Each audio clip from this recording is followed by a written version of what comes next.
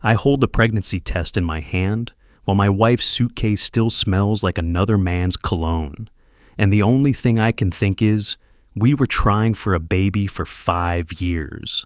5 years of failures, of her crying, of doctors saying it was my fault. So how the hell is she pregnant after 1 week away? The 2 pink lines are sharp as a verdict, clear, undeniable. I set the test on the bathroom counter next to Emily's makeup bag and stare at my reflection in the mirror. I don't recognize the man looking back. Emily's in the bedroom, unpacking. I hear the zipper of her suitcase, the rustle of clothes. Through the doorway, I watch her fold a sundress. Yellow, one I've never seen. Her movements are careful, almost choreographed. She's humming something, a song I don't know. I pick up the test again. The plastic is warm from my grip. My hands are shaking. Em? She appears in the doorway, and her smile is immediate, bright, practiced. Hey babe, you okay? I hold up the test. Her smile doesn't falter, but something flickers behind her eyes. A calculation. Oh my God, she breathes. You found it. Found it? I was going to tell you tonight, over dinner. I wanted it to be special. She crosses the room, reaching for my hands. Her palms are cold. Mark, we're pregnant. It's a miracle. I pull away. You were gone for 7 days. I know. I took the test this morning, right after I got home. I couldn't believe it either. After all this time, Emily, my voice is flat. We haven't had sex in 3 weeks. The silence stretches. Outside, a car alarm goes off. Someone's dog barking. Normal neighborhood sounds that feel like they're coming from another planet. We did, she says softly. You don't remember? The night before I left. You were tired, but I was in Chicago that night, at the convention. Her face doesn't change, but her breathing does. Faster, shallow. No, that was Tuesday. I left Wednesday. You left Monday, Em. I have the calendar. I have the flight confirmation you sent me.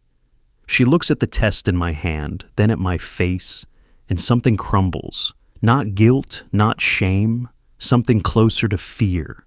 Okay, she whispers. Okay, can we sit down? Let me explain. Explain what? It's complicated. I wait. The cologne smell from her suitcase drifts into the bathroom. Calvin Klein 1, clean and citrus sharp. Nothing like my Old Spice. I can taste it in the back of my throat. Emily wraps her arms around herself. I need to tell you something, but first, you need to know that Jake knows everything. I drive to Jake's apartment on autopilot. My best friend, 15 years. Since college, when we were roommates who stayed up until 3 a.m., arguing about whether Die Hard was a Christmas movie. He was my best man. I was his. The coffee shop near his place is busy. Students with laptops, mothers with strollers. Jake's already at a corner table when I arrive, and he looks terrible. Unshaven, dark circles.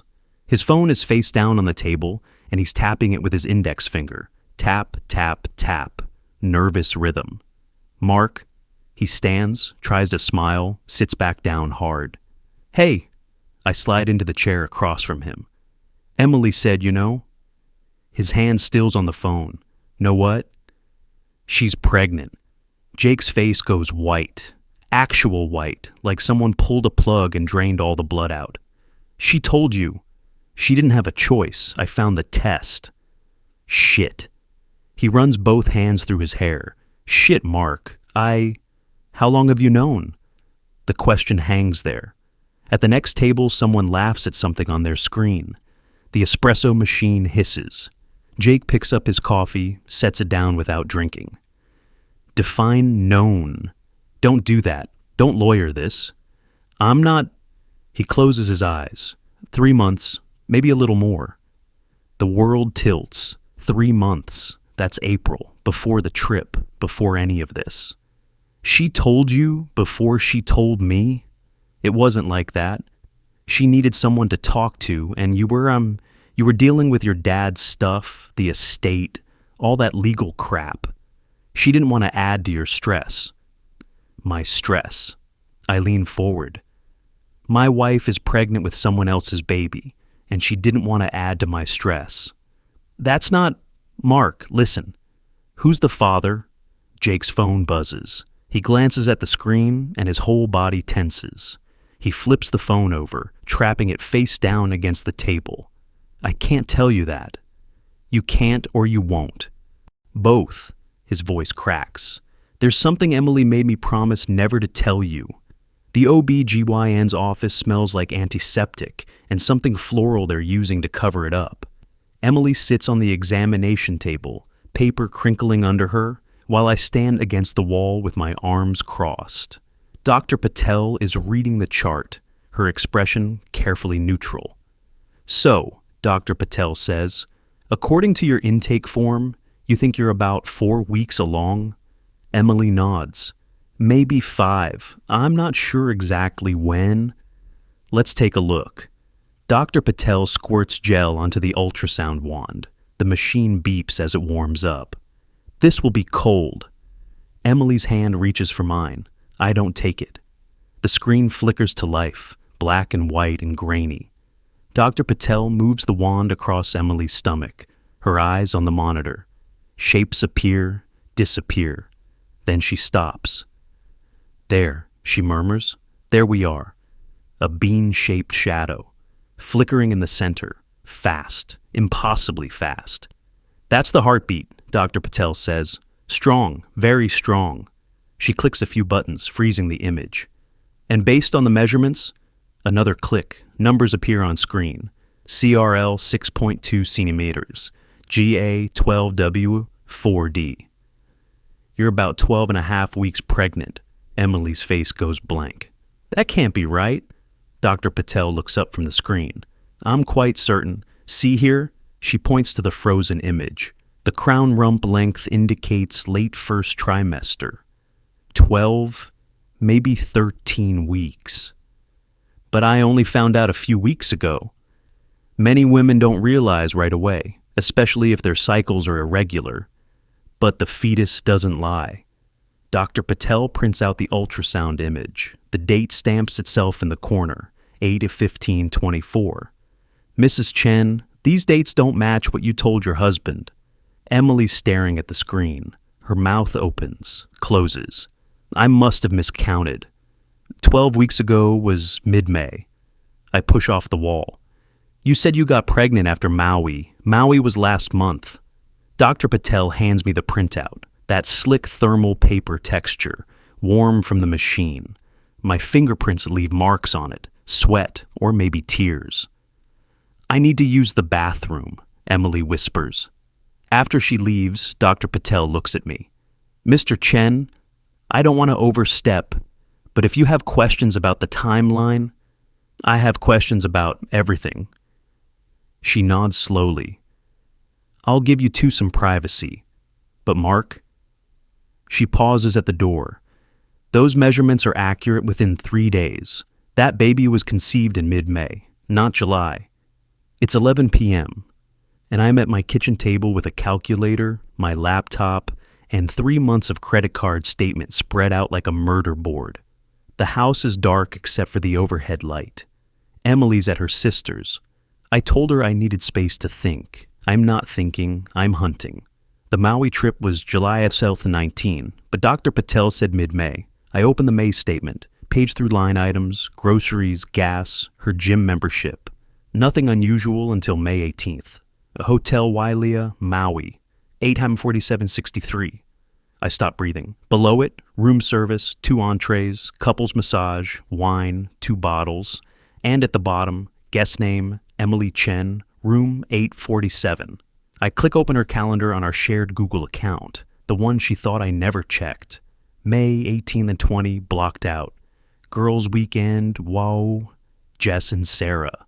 I text Jess. Hey, random question.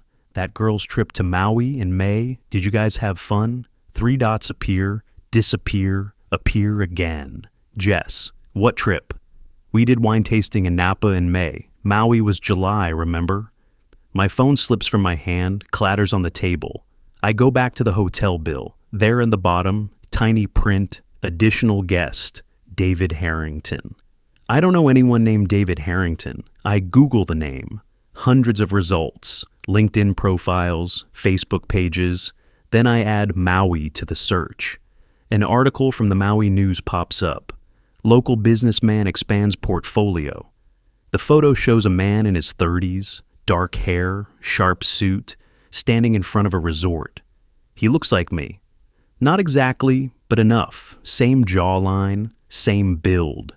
If someone saw us from behind, they might confuse us. I zoom in on the photo. In the background of the shot, barely visible, is the Hotel Wailea sign. Room 847, 2 robes, and a name I'd seen before, David Harrington. Emily meets me in the parking garage of her office building. It's 6 p.m., the space emptying out. Her heels click on concrete as she walks toward my car. I'm leaning against the driver's side door, arms crossed, jaw tight. "You wanted to talk," she says carefully. "So, let's talk." I hand her my phone. The hotel bill is on the screen. She looks at it for exactly 3 seconds. Then she locks the phone and tries to hand it back. "Mark, 2 robes, couples massage, David Harrington." My voice echoes in the garage. "Who is he?" "Someone I met. In May." "Yes." "When you lied about being with Jess and Sarah." Emily's hand goes to her wedding ring. She twists it. Once, twice. "I didn't plan it. It just happened." "That's the best you've got? What do you want me to say?" Her voice rises, cracking. "That I'm sorry? I'm sorry. That I made a mistake? I made a mistake, but you..." She jabs a finger at my chest. "You were never home. You were always working, always dealing with your father's estate, always too tired, too stressed, too busy for me. So you flew to Maui and fucked someone named David." She flinches. Don't what? Don't say it? You did it, Em. You did it, you lied about it, and now you're pregnant with his baby." "Our baby." Tears streak her makeup. "It's still our baby. We can raise it together. No one has to know." I laugh. It comes out bitter, raw. "Jake knows." She goes very still. "You told Jake 3 months ago," I continue. "Before you even confirmed it with a doctor. You told my best friend before you told me. So who else knows, Emily? Who else gets to be in on the secret while I walk around like an idiot?" She pulls off her wedding ring, just slides it off and holds it in her palm. The gold band catches the fluorescent light. The engraving is worn smooth. "Forever E+M." "You're not the father," she whispers. "But Jake, he's been covering for me for 3 months." The garage suddenly feels airless. Car exhaust and oil and the distant wail of a car alarm. Emily's face is wet, mascara running, and she looks like a stranger. I get in my car without another word. The engine starts. The headlights sweep across her as I reverse. And for a second, she's frozen there, hand outstretched, ring glinting, before I'm gone. I find the voicemail by accident. I'm sitting in my car outside a Denny's at 2 a.m., scrolling through old messages, looking for, I don't know what, proof, evidence, some moment I missed when everything was still okay. The voicemail is from 3 months ago, June the 2nd, 11:47 p.m., duration 2:14. I never listened to it. It came in during the middle of a work crisis, some client emergency, and I must have swiped it away without thinking. I press play, static, breathing, then Jake's voice, slurred and thick. Mark, buddy, I'm so sorry. I'm so fucking sorry." A crash in the background, glass breaking. "She made me lie, but I can't, man. I can't keep doing this. You need to know. David isn't just some guy. He's your..." The message cuts off. I play it again, and again. My hands are shaking so hard the phone screen blurs. "David isn't just some guy. He's your what? Your rival? Your enemy? Your..." I call Jake. It goes straight to voicemail. I call again. On the 5th try, he picks up. "Mark," his voice is raw. "Don't..." Who is David Harrington? Silence. Jake, answer me. You need to come over, now. I can't do this on the phone. Tell me who he is. He's your half-brother, Jake says quietly, and he planned this whole thing to destroy you. I drive to Jake's apartment in a fugue state. Traffic lights blur past, red, green, yellow. None of it matters. The words loop in my head. Half-brother, plan this, destroy you. Jake's waiting at his door when I arrive. He looks worse than he did at the coffee shop, eyes bloodshot, clothes wrinkled like he's been sleeping in them. Or not sleeping at all. Come in, he says. His apartment is a mess. Empty beer bottles on the counter, dishes piled in the sink. On the coffee table, there's a manila folder, thick with papers. I don't sit. Explain. Jake picks up the folder, hands shaking. Your dad had a first marriage, before your mom. He was 19, she was 18. They had a kid. That's impossible. I would know. Your dad paid them off. Settlement, non-disclosure, the whole thing. The marriage was annulled. The kid, David, was raised by his mother and her second husband. He took that guy's name, Harrington.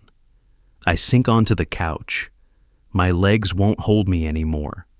Jake sits beside me, opens the folder.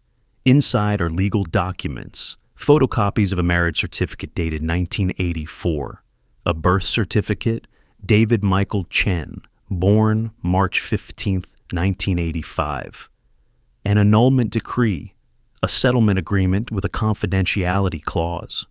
Where did you get these? David sent them to me 2 months ago, along with... Jake pulls out his phone, swipes to a text thread. This. The messages are from an unknown number. The first one is a photo of Emily and David in Maui, sitting at a beachside restaurant. She's laughing. His hand is on her thigh. The next message, Jake, right? Mark's best friend. We should talk. Then, I know you know about Emily. You've been helping her hide it. Here's the thing. I need you to keep helping. If you tell Mark the truth, I'll make sure everyone knows you've been lying to him for months. Your friendship? Over. But if you play along, I'll disappear after the baby's born. He never has to know. You've been getting blackmail texts for 2 months? More like threats disguised as advice. Jake's voice breaks. He knew everything, Mark. When you worked late, when you went to Chicago, he was watching your calendar, your social media. He planned Emily's trip down to the day. Why? Jake flips to the back of the folder. There's a copy of our father's will. The most recent one, dated 3 years ago. The bulk of the estate goes to me. The business, the trust fund, the house in Carmel. There's a provision. In the event Mark Chen produces no heirs within 10 years of my death, the estate shall be divided equally among surviving family members. David knew about the fertility issues, Jake says quietly. Emily must have told him, or he found out somehow. If you have no kids and he proves he's legitimate family, he gets half of everything. My head is spinning. But Emily's pregnant with his kid. That doesn't help him. Doesn't it? Think about it. You find out she cheated. You divorce her. She raises the baby alone. You still have no heir. The 10-year clock keeps ticking.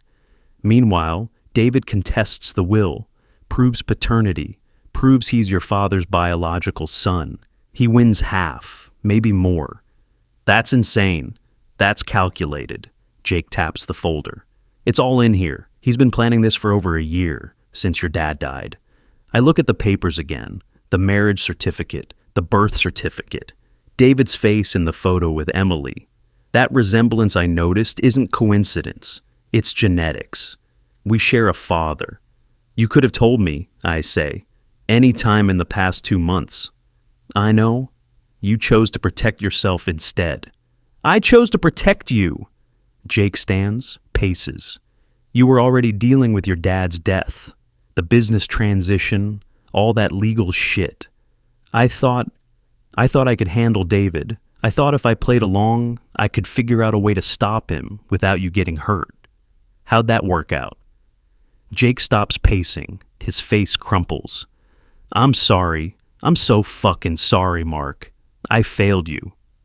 The apartment is too quiet. No traffic sounds, no neighbors, just the hum of the refrigerator and the sound of Jake crying.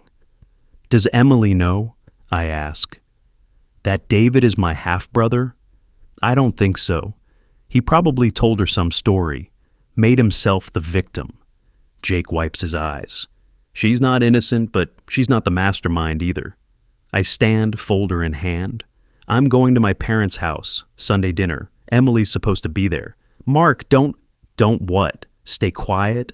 Play nice? I head for the door. Everyone's been lying to me for months. I'm done being the idiot who doesn't know. My mother's dining room table seats 12. Tonight there are 8 of us. My parents, my sister Rachel, and her husband Tom, Rachel's 2 kids, Emily and me. The table is set with a good china, white with gold trim, the set my grandmother brought from Taiwan. Emily arrived early. She's wearing a blue dress, her hair pulled back. She looks nervous, but composed. My mother keeps glancing between us, sensing something's off. So, my father says, cutting into his roast chicken, Emily mentioned she had some news to share. Emily smiles. It doesn't reach her eyes. I wanted to tell you all together. She reaches into her purse and pulls out the ultrasound photo. Mark and I are having a baby. My mother gasps. Rachel squeals. My father beams. Finally, this is wonderful.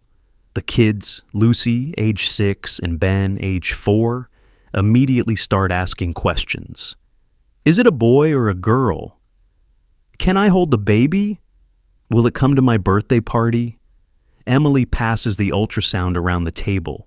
When it reaches my father, he studies it with grandfatherly pride. 12 weeks, he reads. That's almost out of the danger zone. When did you find out? Recently, Emily says carefully. I set down my fork. The clink of metal on china echoes. Actually, I say, we found out today, at the doctor's office. Everyone looks at me. Mark, Emily starts. 12 weeks is interesting timing, I continue. My voice is calm, too calm. Because 12 weeks ago, Emily told me she was on a girls' trip to Napa with Jess and Sarah. But according to our credit card statement, she was actually in Maui at the Hotel Wailea, room 847. I pull out my phone, open the bill, slide it across the table to my father.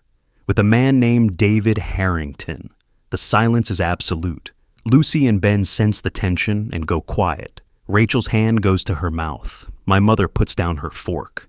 The sound is very loud. Mark, are you telling us you're not the father of your wife's child? Emily stands so fast her chair tips backward. This isn't... You can't just what? I stand too. Tell the truth. Everyone else has been lying. I figured it was my turn to be honest. Mark Chen, that is enough.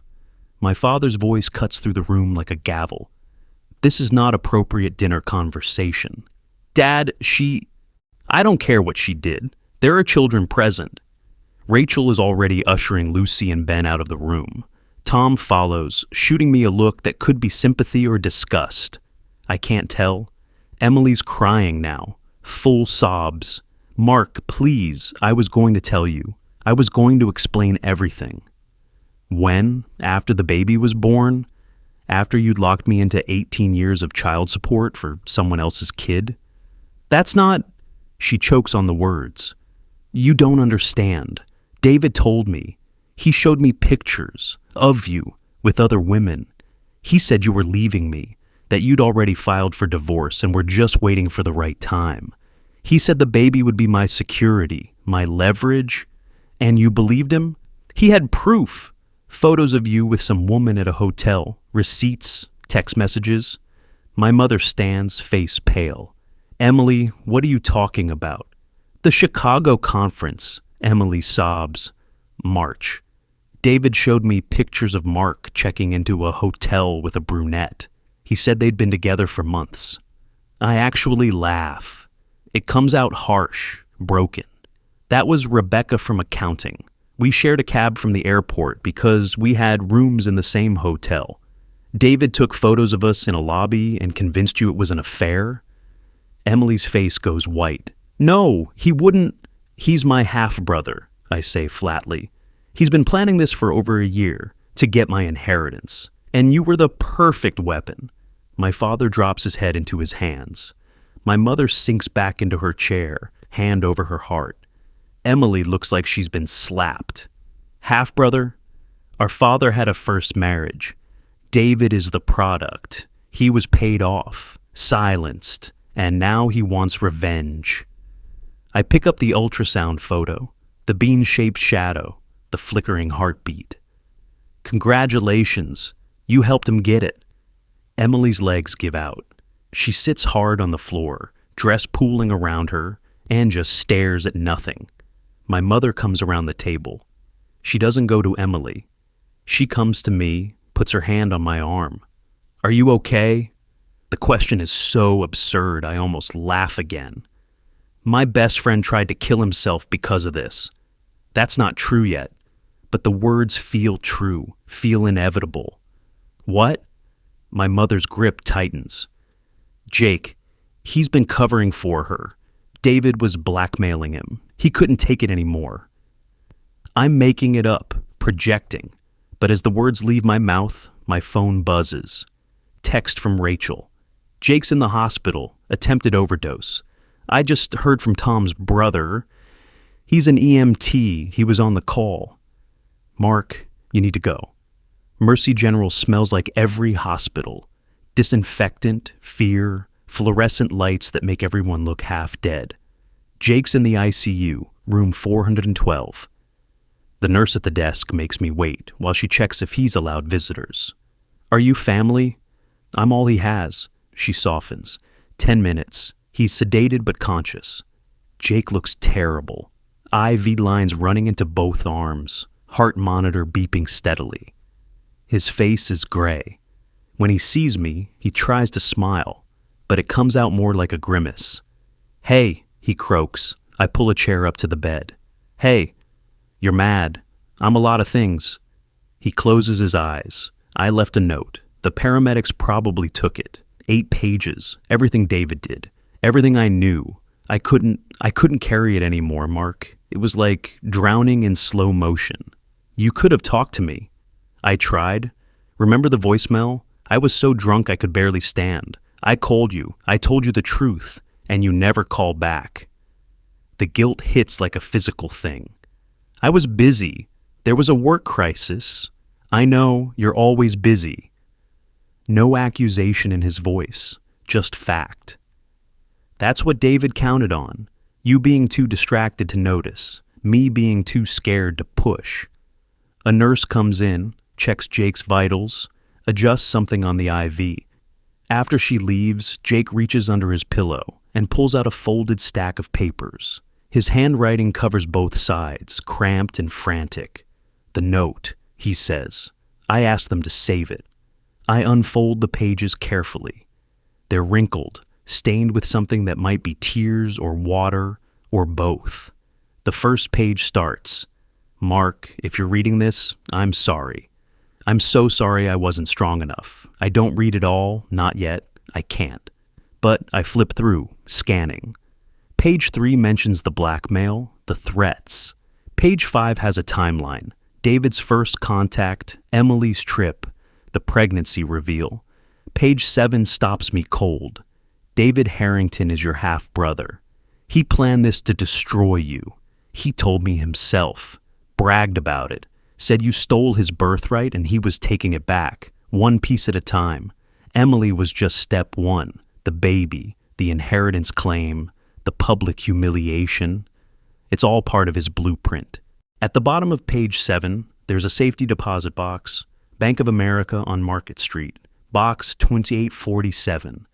Key is taped under my desk drawer at home. Everything's in there, all the proof you need. Why didn't you just give this to me? I ask. Because I thought I could fix it.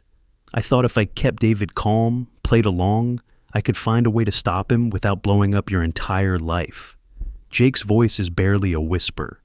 I didn't want you to lose Emily, even after everything you loved her, and I thought, Maybe there was a way to save that. Jake, I put the note down. There's a phrase you used to say, back in college, remember? We don't leave people we love. He nods. You didn't leave me, even when it was killing you. You stayed. You tried to protect me. Lot of good it did. You're still here. That's what matters. I stand, fold the note carefully, tuck it into my jacket. I'm getting that key. I'm getting the evidence. And I'm ending this. Jake's apartment is exactly as I left it. Messy, dark, smelling like stale beer and desperation. I find the desk in his bedroom, a cheap IKEA thing with a drawer that sticks. I pull it all the way out, flip it over. There, taped to the underside, a small brass key. Bank of America is a 10-minute drive. It's Saturday evening, but they have weekend hours for safety deposit access. The clerk is young, bored, chewing gum. She checks my ID against Jake's power of attorney form. He'd prepared for this, apparently, and leads me to the vault. Box 2847 is small, maybe 8 inches by 12. She unlocks it with her master key. I use Jake's key, and the box slides out. Inside, a USB drive, a stack of printed emails, photographs, and a journal. I take everything to the private viewing room. The clerk closes the door. The USB drive has folders, timeline, evidence, emails. I don't have a laptop, so I start with the papers. The photos are printed on regular paper, home printer quality. Emily and David in Maui, multiple shots, at dinner, on the beach, in the hotel lobby, his arm around her waist. But there are older photos too. Emily and David at a coffee shop in March, outside a movie theater in February. They'd been seeing each other for months before Maui. The emails are worse. David to Emily. He doesn't deserve you. You know that, right? You're young, beautiful, full of life. And he's working 80-hour weeks while you sit home alone. When was the last time he really saw you? Emily to David. I don't know why I'm writing to you. This is wrong. But you're right. He doesn't see me anymore. David. Leave him. Or make him leave you. Either way, you'll be free. But the journal is what breaks everything open. It's David's. Black leather, pages dog-eared. The handwriting is neat. Controlled. The first entry is dated March 2023, 5 months after my father's death. Today I learned my biological father left me nothing. Not a dollar, not a word. Just a lawyer's letter confirming what I already knew. I don't exist in his world. Well, I'll make sure his son learns what it feels like to lose everything that matters. I flip through pages, plans, strategies, timetables. May 2023, found Emily on Instagram. She posts about lonely nights and waiting for Mark to come home. Textbook neglect. This will be easier than I thought. February 2024, first coffee meeting. She's desperate for attention. I told her I was a photographer, needed a subject for a project. She said yes immediately. March 2024, showed her the evidence of Mark's affair. I hired a woman to pose with him in Chicago, had someone take photos. Emily broke down, said she knew something was wrong. Perfect. May 2024, Maui, goal, conception. If she gets pregnant, Mark will divorce her. No heir. Clock starts ticking on the will contest. Either way, I win. The last page, dated July 2024. She's pregnant. Confirmed. She thinks Mark will stay, that they'll work through it. She doesn't understand men like us. When we're betrayed, we burn everything down. Once she tells him, or he finds out, he'll leave. And then, phase 3. Mark loses everything. The company, the trust fund, the family name. Just like I lost mine. I sit there, hands shaking, reading and rereading that last entry. Phase 3. This isn't over. I call Emily from the bank parking lot. She answers on the first ring. Mark, we need to talk face to face. Not your sister's place, somewhere neutral. Okay, where? The mediation office. Dr. Shaw's practice. Monday at 10. Mediation? You wanted to explain everything, so explain. But I want a witness, someone professional, someone who can verify what you tell me. Silence. Then, will you listen? Really listen. I'll try. That's all I can ask. We hang up. I sit in the car, gripping the steering wheel, and for the first time in a week, I cry. Not angry tears, not shock tears, just grief. Deep, aching grief for the marriage I thought I had, the friend I almost lost, the family I never knew existed. My phone rings, unknown number. I almost don't answer, but something makes me pick up. Hello? Mark Chen? The voice is smooth, confident, familiar somehow. Who is this? David. I figured it's time we met. My entire body goes cold. How did you get this number? I've had it for months. Jake's phone has been very helpful. He pauses. I hear you found the safety deposit box. Smart move. But before you do anything rash, we should talk. I'm not the villain you think I am. You seduced my wife and got her pregnant to steal my inheritance. What would you call that? Taking back what's mine. His voice hardens. Your father abandoned me, paid my mother to disappear, pretended I didn't exist. And then he gave everything, the business, the money, the legacy, to you, his legitimate son, the one who got to grow up with the Chen name. That's not my fault, isn't it? You benefited from his choice. You got the life I should have had. So yes, I took something from you. Your wife, your peace of mind, your trust in the people around you. Consider it a down payment. A down payment on what? On justice. I'm filing a claim against the estate. Rightful heir, DNA proof, the whole thing. And when I win, and I will win, you'll know what it feels like to lose everything. He hangs up. I sit there, phone still against my ear, listening to dead air.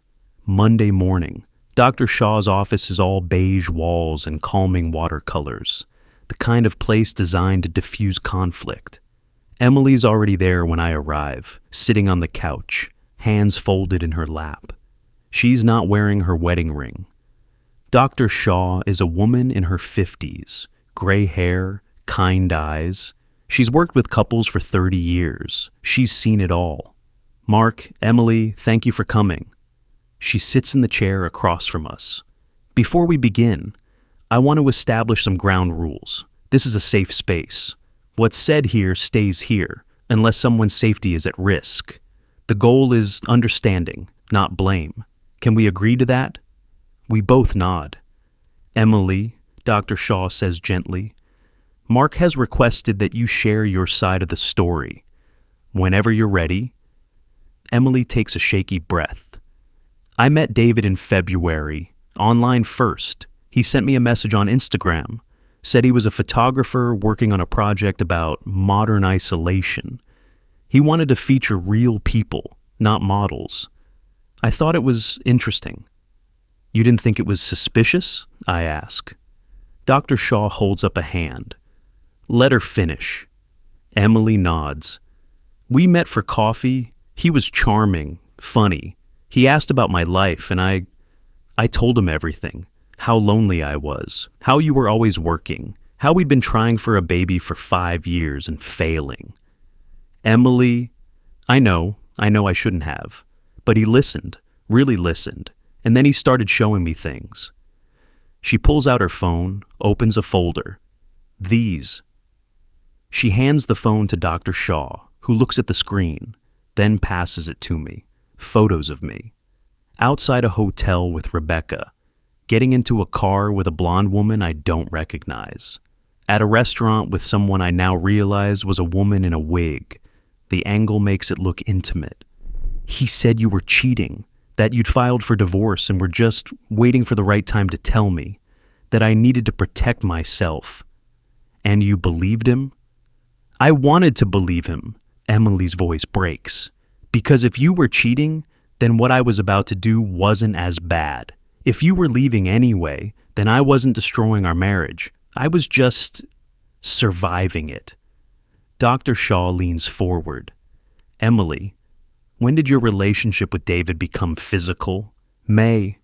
He suggested a weekend away, said I needed to remember what it felt like to be valued. I told you I was going to Napa with the girls. I lied. She's crying now. We went to Maui, and yes, I slept with him. But Mark, I swear, I called your phone 17 times that first night. You never answered because you trusted me. The room is too quiet. Outside, someone's car alarm goes off. The thing is, Emily continues, I regretted it immediately. The next morning, I told David it was a mistake, that I loved you, that I wanted to fix my marriage, not end it. And he just smiled, said it was too late for that. Why? Because he'd already planned everything, the photos, the timing. He knew about the will, about the 10-year heir clause. He told me that morning, told me the truth, that he was your half-brother, that this was revenge. She looks at me, eyes red and swollen. I tried to back out, but he said if I told you the truth, he'd send those fake photos to your work, your family, everyone. He'd destroy your reputation, make you look like the villain. So you stayed quiet. So I stayed trapped.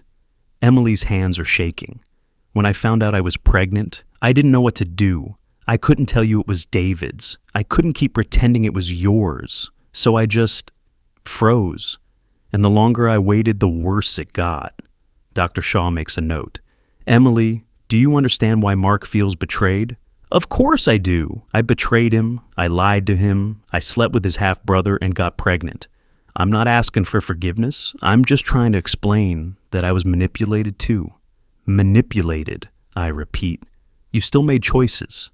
I did, and they were wrong. But Mark, she looks at me, really looks at me. David's not done. He told me last week that you were just step one. He's coming after the business next. He's going to sue for half of everything your father built. I know. He called me. He what?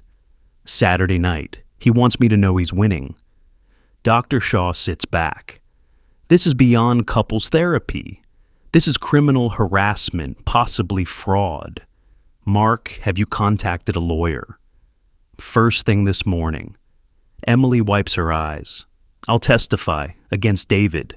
Whatever you need, I'll tell them everything. Will you, I ask? Or will you freeze again when he threatens you? She flinches. I deserve that. You deserve a lot more than that. Dr. Shaw clears her throat.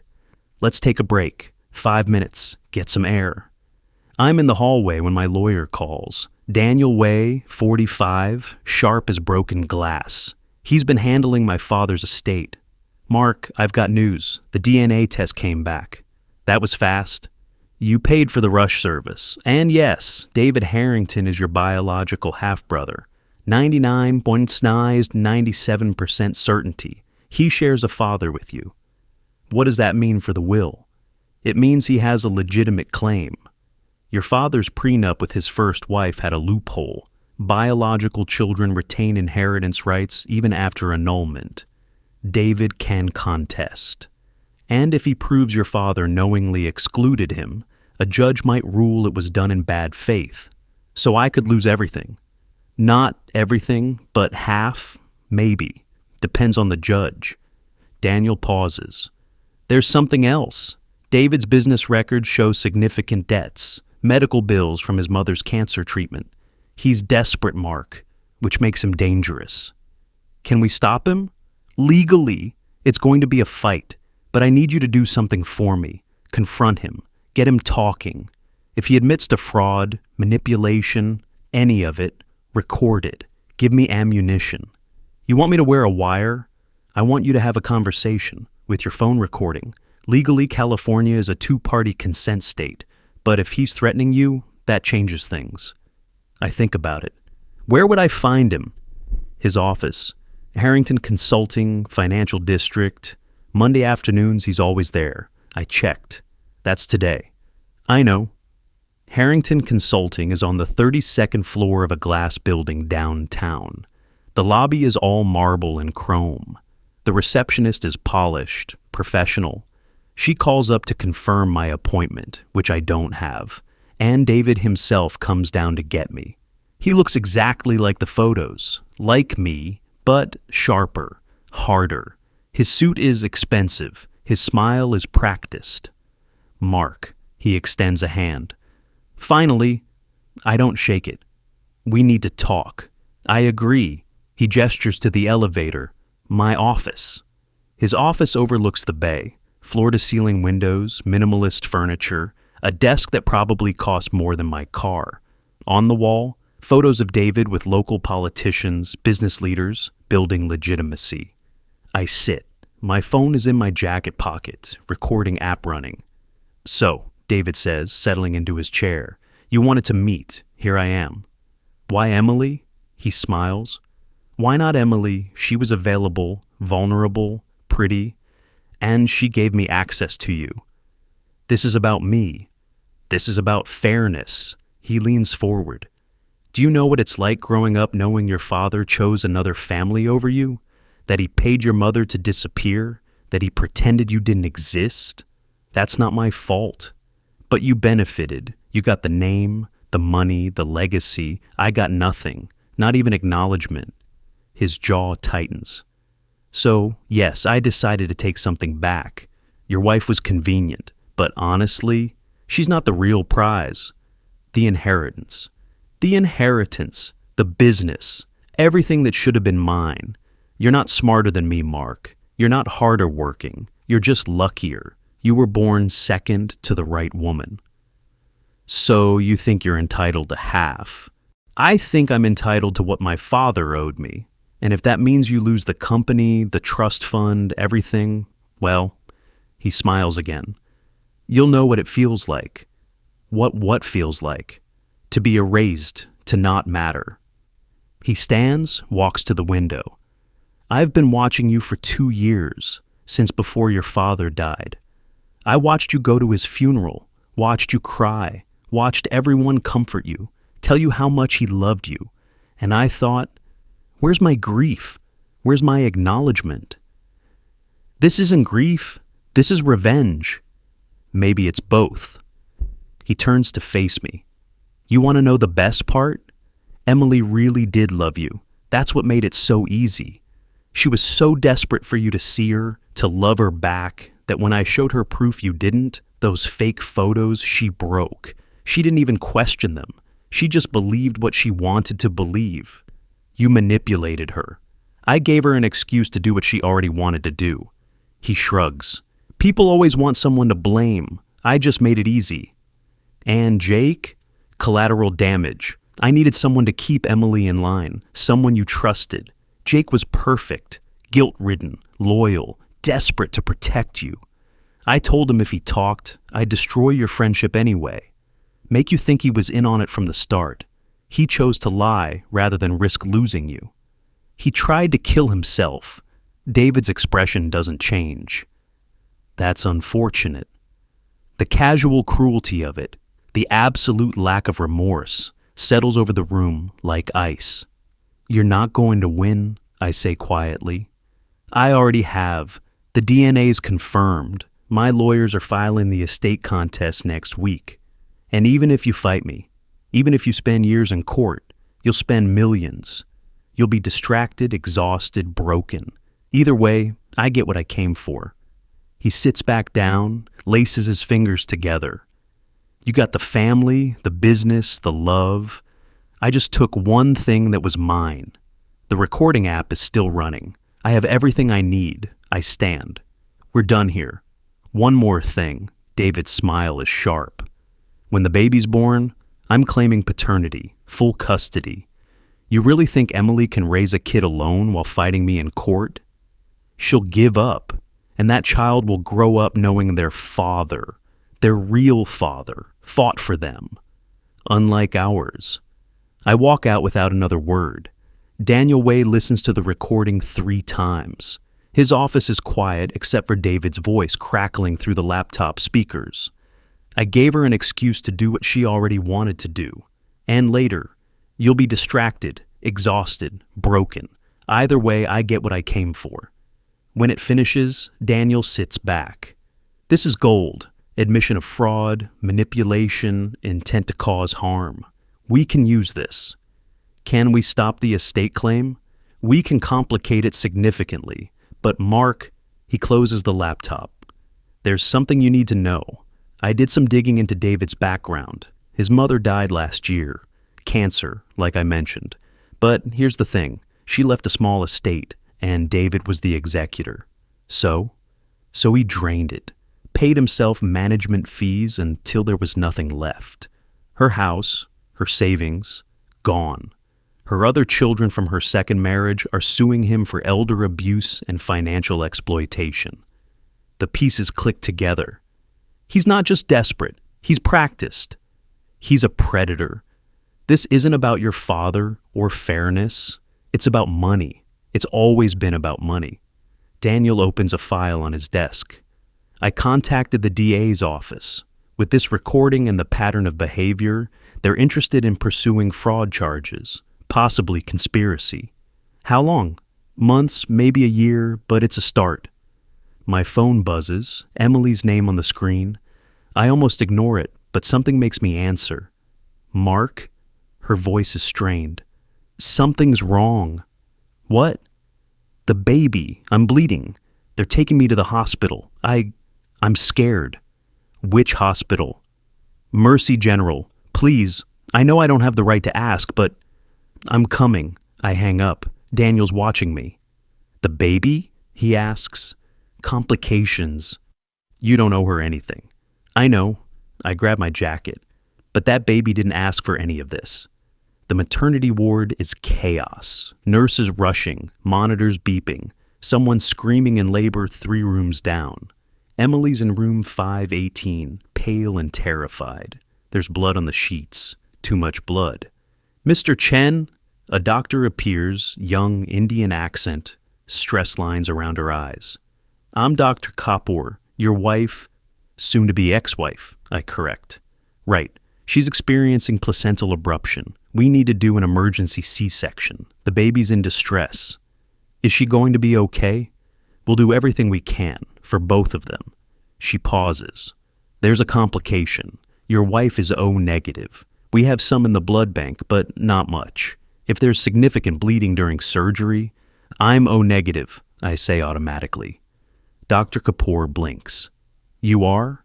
I donate every 8 weeks, universal donor. That's very helpful.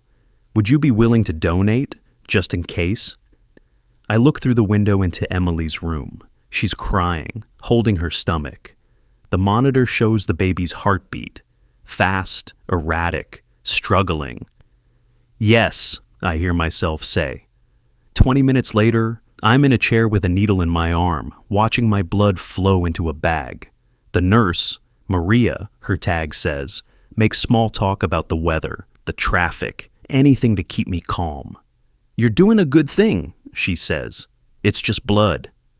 It's never just blood.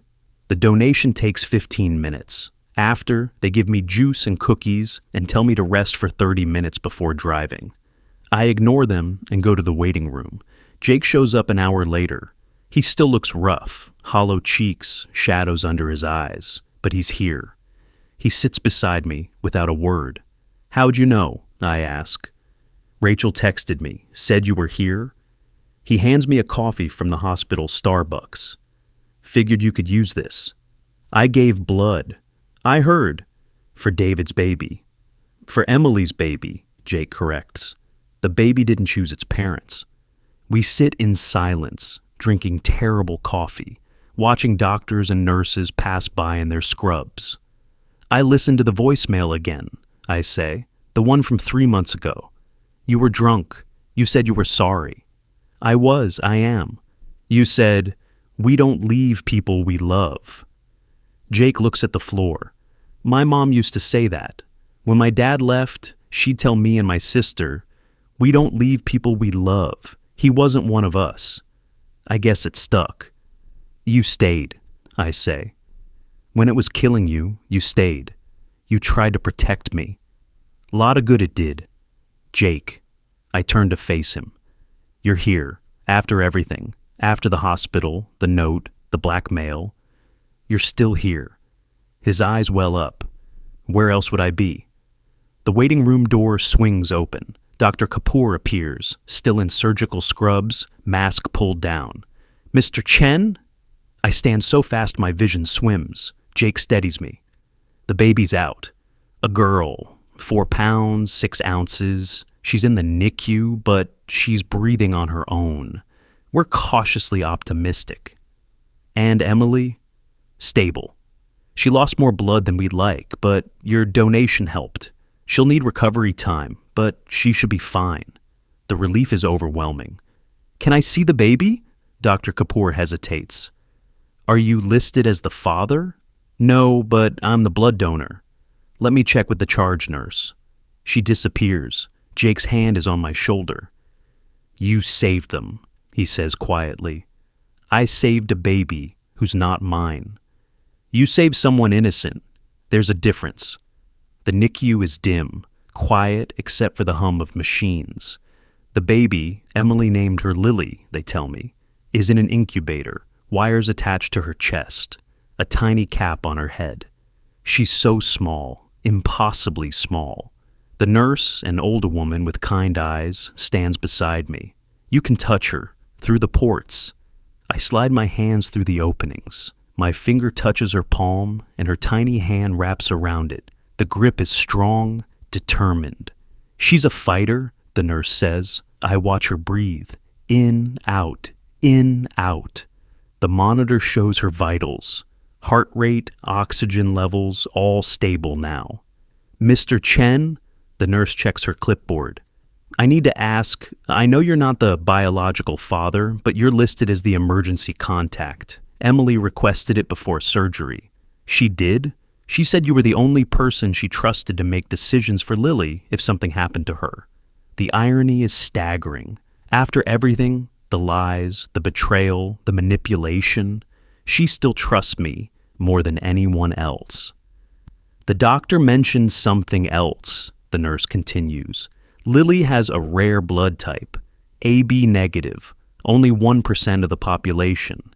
If she ever needs a transfusion, she trails off, checking the chart again. Actually, that's strange. What? You're O negative, Emily's O negative. AB negative offspring requires at least one parent with A or B antigens. It's not genetically possible for 2 O negative parents to produce an AB negative child. My head spins. What does that mean? It means David Harrington isn't O negative. He has to be AB, or at least carry A or B. She looks up from the chart. It also means that in an emergency, you can't donate to Lily directly. Your blood type is incompatible with hers. We just got lucky that Emily needed it instead. The universe's final joke. I can save Emily, but not David's daughter. Not biologically, but I did it anyway. Thank you, I tell the nurse, for taking care of her. That's my job, she smiles. But between you and me, the fact that you're here, that you donated blood, that you're standing here holding her hand when you don't have to, that's not your job. That's just being a good person. I stay for another 10 minutes, watching Lily breathe, before I finally let go of her tiny hand. The mediation takes place 3 weeks later, not the gentle therapy session with Dr. Shaw. This is legal mediation, with lawyers and a retired judge named Margaret Thorne presiding. The conference room is sterile, corporate, designed for disputes over contracts and money, not families and betrayal. On one side, me, Daniel Way, and 2 associates from his firm. On the other, David, his lawyer, a sharp woman named Patricia Vance, and Emily, who refused to sit on David's side and instead took a chair against the wall. Judge Thorne is 70, gray hair pulled back, reading glasses perched on her nose. She's seen everything. Nothing surprises her. Let's begin, she says. Mr. Harrington has filed a claim against the Chen estate, asserting his rights as a biological heir. Mr. Chen contests this claim on grounds of fraud and manipulation. Let's hear from both sides. Patricia Vance starts. Your Honor, the facts are simple. David Harrington is the biological son of Richard Chen, proven via DNA testing. California law is clear. Biological children have inheritance rights regardless of the circumstances of their birth. The will excluded David unlawfully. We're seeking equitable distribution. Daniel stands. Your Honor, we don't dispute the biological relationship. We dispute Mr. Harrington's actions. He engaged in a systematic campaign of fraud, manipulation, and harassment designed to harm my client and engineer a situation where he could claim victimhood. We have evidence. He places the laptop on the table, plays the recording. David's voice fills the room. I gave her an excuse to do what she already wanted to do. And later. Either way, I get what I came for. When it ends, Judge Thorne removes her glasses. Mr. Harrington, is that your voice? David's face is impassive. It is. And do you deny the content of that conversation? I was speaking theoretically. Emotionally, I was angry. You admitted to manipulating Mrs. Chen. I admitted to having a relationship with her. That's not illegal. No, Judge Thorne says slowly. But fraud is, conspiracy is, and if you engineered a pregnancy for financial gain, I didn't engineer anything. She made her choices. Emily stands suddenly. He's lying. Patricia Vance turns. Mrs. Chen, you're not a party to this proceeding. I'm the reason there is a proceeding. Emily's voice shakes but holds. David showed me fake photos. He told me Mark was cheating. He manipulated me into sleeping with him. And when I found out I was pregnant, he told me his plan. He said if I didn't cooperate, he'd destroy Mark's reputation. He threatened me. Do you have proof of these threats? Judge Thorne asks. Emily pulls out her phone. Text messages, emails, voicemails, everything. Daniel takes the phone, scrolls through. His expression hardens. He hands it to Judge Thorne. She reads for a long moment. Then she looks at David. Mr. Harrington, I'm suspending this mediation. I'm referring this case to the District Attorney for Criminal Investigation. Evidence of fraud, extortion, and conspiracy to commit fraud is substantial. You may want to consult with criminal counsel. David doesn't move. You can't do this. I can, and I am. Your civil claim is dismissed pending the outcome of the criminal investigation. If you're convicted, you'll be barred from making any inheritance claims under California's Slayer statute, which applies to anyone who commits fraud against an estate. Patricia Vance closes her briefcase. Your Honor will appeal. You do that. Judge Thorne stands. Mr. Chen, I'm sorry for what you've been through. The estate remains yours. This mediation is concluded. 2 weeks later, I'm sitting at my kitchen table with a pen and a piece of paper. The house is quiet. Too quiet. I've been living here alone since Emily moved out. She's with her sister, trying to rebuild, trying to figure out how to be a single mother to a daughter she didn't plan for. The paper in front of me is blank, except for 2 words at the top.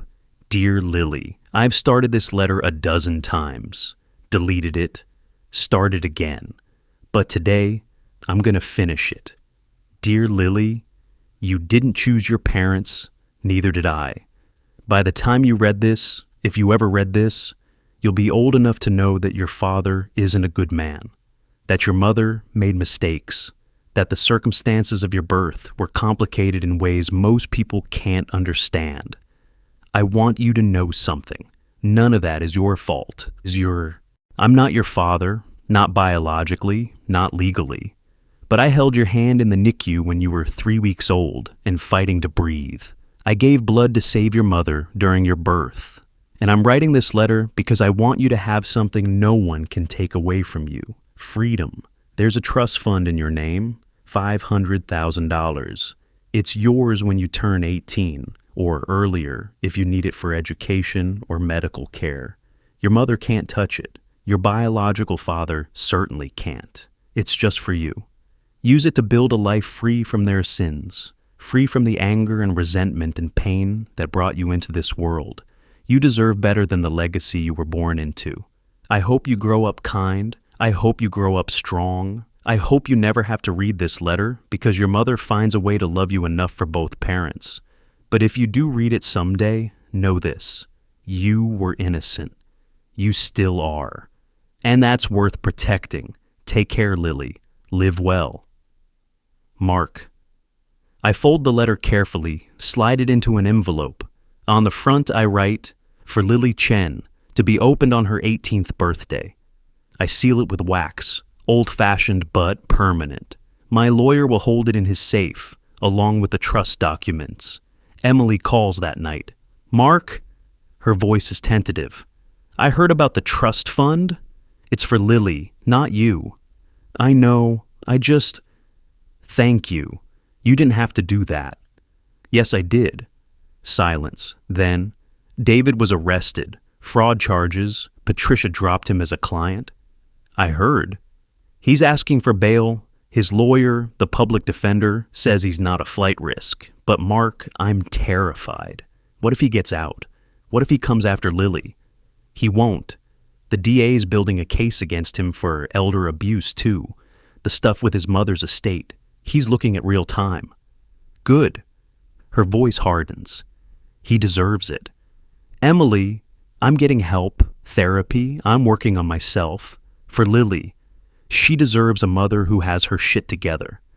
She deserves a lot of things. She deserves you. But I know I can't ask for that. No, I say quietly. You can't. We hang up. I sit in the dark kitchen, the sealed letter in front of me, and I feel something I haven't felt in months. Peace, not happiness, not forgiveness, just peace. 6 months later. Jake's apartment is different now. Clean, organized, plants on the windowsill. He got out of the hospital, went to rehab, came out 60 days later, sober and determined to stay that way. Tonight, he's celebrating 6 months clean. His sobriety chip, silver, engraved with 6 months, sits on the coffee table, catching the light. The room is full of people, Rachel and Tom, some of Jake's coworkers, his sponsor, a guy named Marcus who looks like he could bench press a car, and Sarah. Sarah is new. We met at a bookstore 2 months ago, both reaching for the same title, some detective novel neither of us ended up buying. She's a teacher, 32, with a laugh that makes me forget to be careful. We've been taking it slow, coffee, dinner, long walks where we actually talk. She's sitting next to me now, her hand in mine, and it feels easy, uncomplicated, real. Jake stands up, tapping his beer, non-alcoholic, with a fork. Speech time. Everyone groans good-naturedly. Shut up, you're gonna listen. He grins. 6 months ago, I was in a hospital bed after trying to end my life. I was drowning in guilt and lies and fear, and I couldn't see a way out. But then this guy, he points at me. He showed up. He didn't yell, he didn't judge, he just stayed. My throat tightens. Mark gave blood to save a kid who wasn't his. He visited me in rehab every week, even when I told him not to.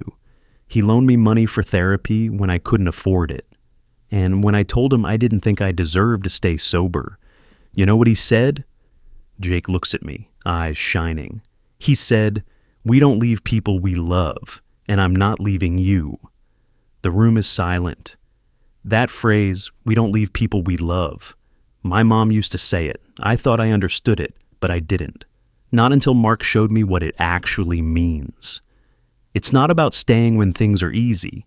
It's about staying when everything's falling apart. When the person you love is at their worst. When it would be easier to walk away. He holds up his chip. This represents 6 months of sobriety. But it also represents something bigger. It represents chosen family. The people who showed up when I had nothing to offer them. The people who stayed. Rachel is crying. Tom has his arm around her. Sarah squeezes my hand. Jake raises his beer. To chosen family, to the people who stay, and to Mark, who taught me that love isn't about blood. It's about showing up. Everyone raises their glasses. The toast echoes through the small apartment. to chosen family. Later, after the party winds down, it's just me, Jake, Sarah, and Rachel sitting on the balcony. The city spreads out below us, lights twinkling like stars brought to Earth. It's November, cool but not cold. The kind of night where you can see your breath but don't need a heavy coat. "How's Emily?" Rachel asks. She's the only one who still checks in with her. "Good, actually. She sent me photos last week. Lily's crawling, saying a few words." "What words?" I smile despite myself. "Mama, ball, and apparently Dada. Does she know you're not—" Emily tells her about me sometimes, shows her pictures, says I'm a friend who helped when things were hard. I guess that's true enough. Sarah leans against me. "You're a good man, Mark Chen." "I'm just a man who made a choice." "You made a lot of choices," Jake says. "Good ones." We sit in comfortable silence, watching the city breathe. "You ever think about David?" Rachel asks. "Sometimes. He pled guilty last month, got 8 years. Fraud, elder abuse, extortion. He'll serve at least 5. Good. I used to be angry, I admit, but now I just feel nothing. He wanted me to suffer, to feel what he felt, to lose everything. I look at the people around me, Jake, healthy and sober. Rachel, my sister, who never wavered. Sarah, new but real. But I didn't lose everything. I lost the things that were built on lies, and I found the things that were real. Jake holds up his sobriety chip, the silver catching the light. 6 months ago, I had nothing. Now I have this, and you guys. You always had us, I say. I know, I just didn't know if I deserved it. Sarah speaks up, her voice thoughtful. I don't think family is about deserving. It's about choosing, every day, even when it's hard. Especially when it's hard, Rachel adds. I think about Emily trying to rebuild her life. About Lily growing up with a trust fund and a sealed letter. About David sitting in a cell, finally facing consequences. About my father, whose secrets created this whole mess. And about Jake, who nearly died trying to protect me. We don't leave people we love, I say quietly. Jake looks at me. What? Your mom's phrase. You said it to me 6 months ago in that voicemail. You said it tonight in your speech. And I think I finally understand it. Yeah? It's not just about staying. It's about knowing who's worth staying for. I look around at the 3 of them. Family isn't who shares your blood. It's who gives their blood when you need it. Who shows up when you've got nothing left to give. Who stays when everyone else finds the exit. Sarah kisses my cheek. That's beautiful. It's true. I stand, help Jake to his feet. Take a picture with me, all of us. Rachel sets up her phone, timer running. We crowd together on the balcony, the city behind us. Jake's sobriety chip held up in the center. The flash goes off. In the photo, we're all smiling, real smiles, earned smiles.